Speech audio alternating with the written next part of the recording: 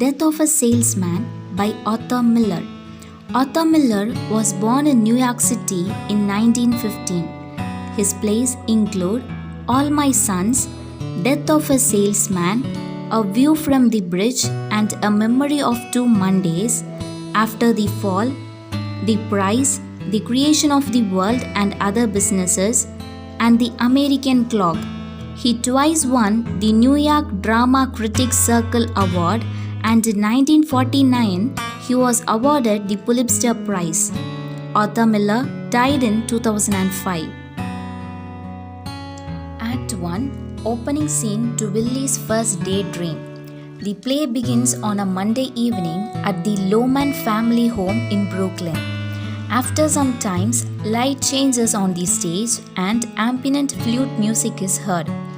Willie, a 63 years old traveling salesman, returns home early from a trip. His wife Linda gets out of the bed to greet him. Linda asks about the journey and asks if he had any automobile accident. He later reveals that he almost hit a boy. Linda argues him to ask his employer, Howard Weicher, for a non-traveling job in New York City. Willie's two adult sons, Biff and Happy, are visiting him. Before he left that morning, Willie criticized Biff for working at the manual labor on farms and horse ranches in the West. Willie says that his 34-year-old son is a lazy bum. Willie's loud rambling sound wakes his sons. They think that Willie has met with another accident.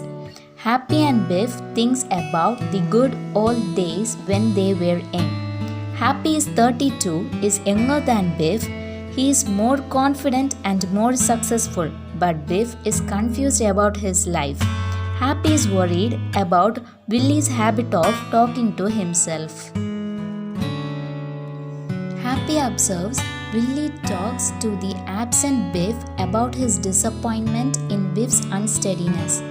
Happy has a steady job in New York and still longs to become an important executive. Biff hopped from job to job after his high school and has wasted his life.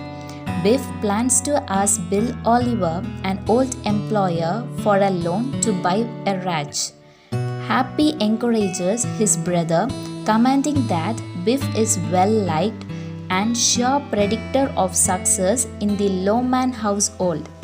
They go to sleep and still hear Willie talking to himself in the downstairs. Willie's first daydream to the first appearance of the woman. Willie is lost in his memories and gets the memories of his son's childhood. Young Biff and Happy wash and wax their father's car after he had just returned from a sales trip. Biff informs Willie that he borrowed a football from the locker room to practice. Happy tries to get his father's attention. Then Willie whispers that he will soon open a bigger business than his successful neighbor Uncle Charlie, because Charlie is not as well liked as he is. Charlie's son Bernard arrives to beg Biff to study maths with him because Biff is weak in maths. After Bernard is gone, Willie asks Biff and Happy if Bernard is liked. The boys reply that he is liked but not well liked. Willie says that Happy and Biff will be more successful in business because they are well liked. He is still in the daydream of 15 years ago. Willie says to Linda about his sales for that week, $1,200. Linda tells him that he is successful enough. He explains that Charlie earns respect because he is a man of few words. His jealousy of his neighbor becomes painfully clear. He tells her that he misses her terribly when he is on the road. The women's laughter sounds from the darkness. After the woman's laughter, through Ben's first appearance in Willie's daydream. The woman is Willie's mistress and a secretary of one of his buyers. In Willie's daydream, they sit in a hotel room. She tells him that she has picked him because he is so funny and sweet. She thanks Willie for giving her stockings. The woman fades into the darkness as Willie returns to his conversation with Linda in the present. Bernard comes there to make Biff learn Max. Willie says him to give the answers, but he replied that he cannot do so during a state exam. Willie laments to himself and happy that he did not go to Alaska with his brother Ben. Ben was working in African diamond mine and became rich.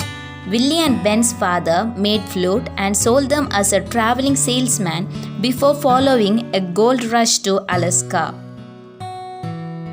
From Ben's departure through the closing scene, Ben again goes to his own place, but Willie wanted him to stay longer. But Ben hurries to catch his train. Willie shouts awake Linda and Biff, who finds Willie outside in his slippers. Linda says about his mental unbalance result from his having lost his salary. Linda knows that Willie borrows $50 a week from Charlie and pretends it is his salary. Linda calls Happy a philandering bum. She explains that all of his automobile accidents are actually a failed suicide attempts. She adds that she found a rubber hose behind the fuse box and a new nipple on the water heater gas pipe, a sign that Willie attempted to asphyxiate himself. Willie misunderstands and thinks that Biff is calling him Gracie. Happy mentions that Biff plans to ask Bill Oliver for a business loan, then Happy and Biff can go together in search for a business. Willie doesn't like the idea, but others love it. Linda tries to offer support, but Willie tells her several times to be quiet. Linda again begs Willie to ask his boss for a non-traveling job. Biff removes the rubber hose from the behind the fuse box before he retries to bed. Thus the Act 1 ends.